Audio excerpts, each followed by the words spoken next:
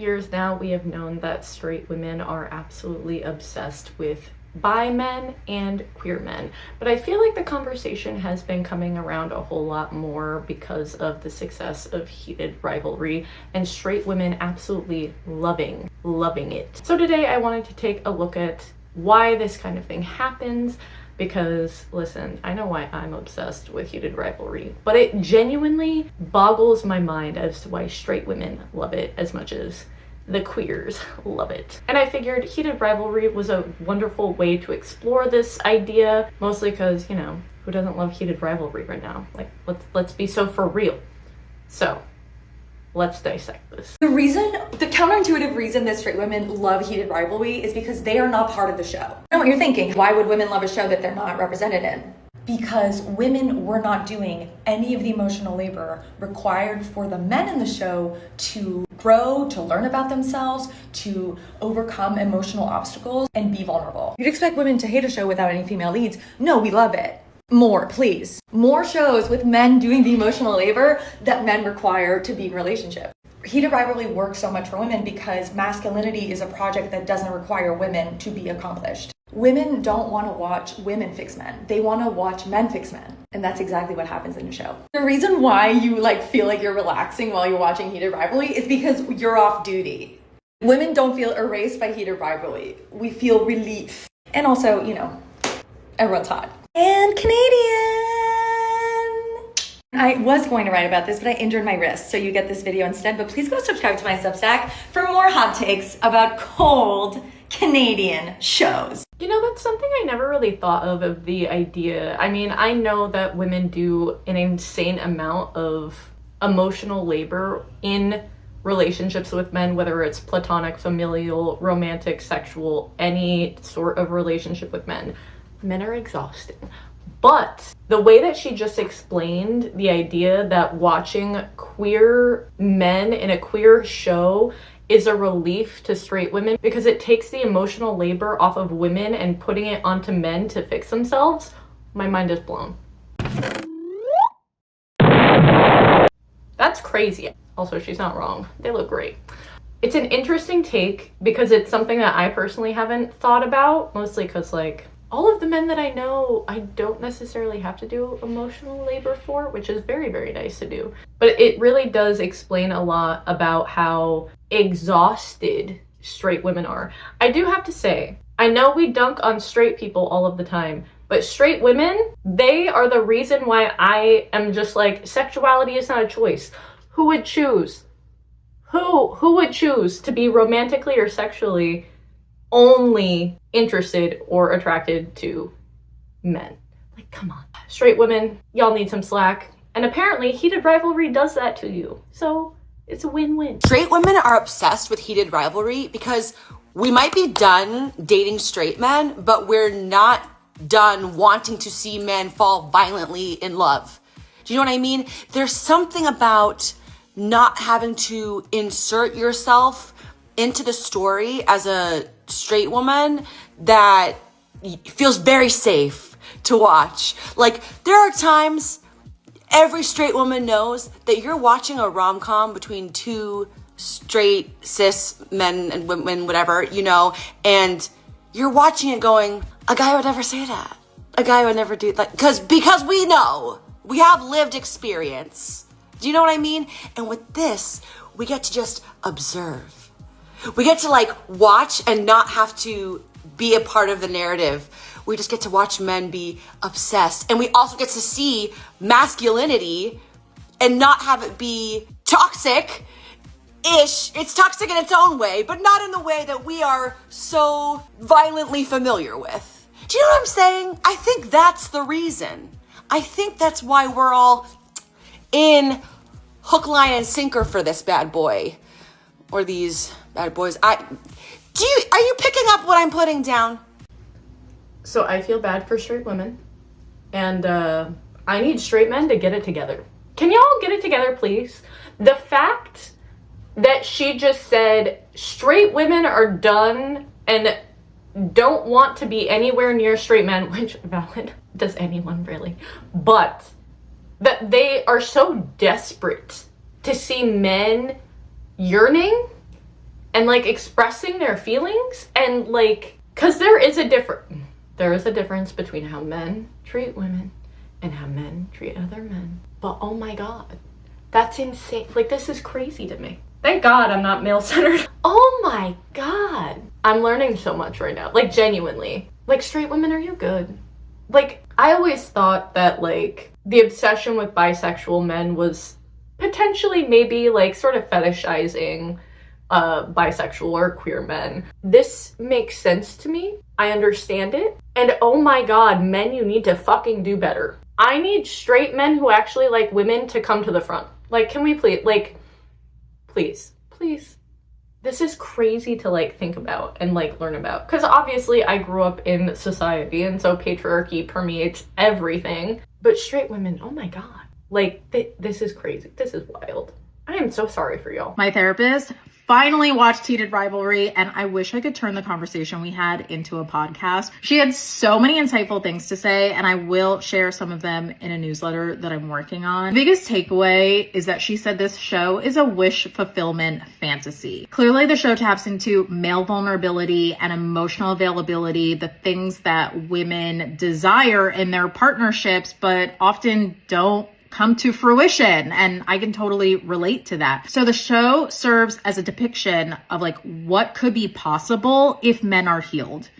I was really interested in unpacking the anxious avoidant dynamic that was going on between Shane and Ilya, because as someone who has dated many emotionally unavailable men, I'm like, how does Ilya go from displaying such avoidant tendencies to being able to show up so present and available for a relationship, so much so that he can support his partner in co-regulation and coming out to his parents? Like, that is not real life. So my therapist and I talked about what sort of factors could have been influencing that. She also totally validated why I do not care for Scott and Kip's storyline. I know this is controversial, and like, of course, their story is important to the overall narrative. They're the game changers. But if I'm rewatching that show, I'm skipping episode 3 every single time. And my therapist agreed. She said they are not as emotionally connected. But overall, she said she totally gets why everyone is losing their shit and obsessed with this show, because it's a wish fulfillment fantasy. How bad do men have to fuck up for women to get a wish fulfillment fantasy by watching 2 queer men fall in love? Like, that's so bad. I mean, it's great because like I love the representation.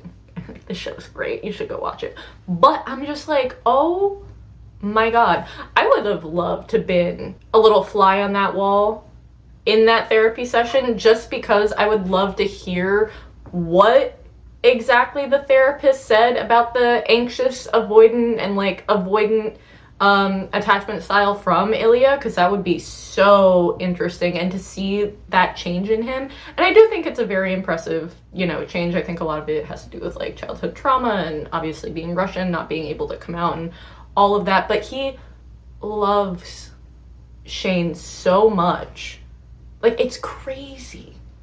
They care about each other so much, and the fact that straight women don't feel that sort of love and passion and commitment and co-regulation and emotional availability and companionship and partnership from straight men, get it together, y'all. No wonder there's a loneliness epidemic. Y'all are doing shit and expecting the most. Hello? Yeah, honestly, I did get a little like the ick about so many straight women loving this show, because like I said, I thought it was some sort of like fetishization, you know what I'm trying to say, of queer men and queer relationships, because that is unfortunately something that does happen a lot within our community. And let's be real, both of these men are very, very fine. But after hearing these takes, you know what, straight women, like, I'll give it, we can share this. Like, oh my god. I'm rethinking my whole life. Mostly because I always felt bad for straight women. But like, this sucks, y'all. This is so sad. I think it's so funny that, like, Heated Rivalry has gotten such a large audience with straight women. And, like, honestly, I'm not judging, because, like, I think it's so funny that they're like, in another life, I should have been a gay guy.